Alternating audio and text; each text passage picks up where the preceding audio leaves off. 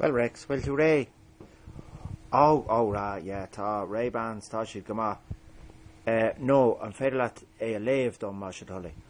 Oh, yeah, take him an ish, yeah. Shlucht a hain, tá sé le déanamh agam, okay. Right, well, away leat, Rex. An duine le hulbhiú, caffar ithe, scalóga aniu. Is bra lo an duine sin, Ivica is béni is scalóga. Ba cá go méach lucht a nús fasta.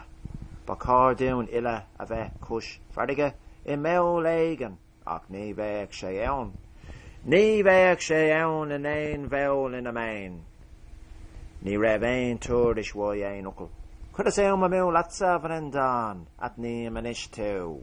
Bhí tú ann ar ahan, squealas rion lat, deis deis lat, cos níos tú dan abroin an irinne. No, yenis éireacht. Bhí is land ar ire, agus tusa. An bháisteach meol ag titam. An faun ball of glee a vrendan. A léisa tá luch na lapa hugam. Cá bhfuil mo yenams duva.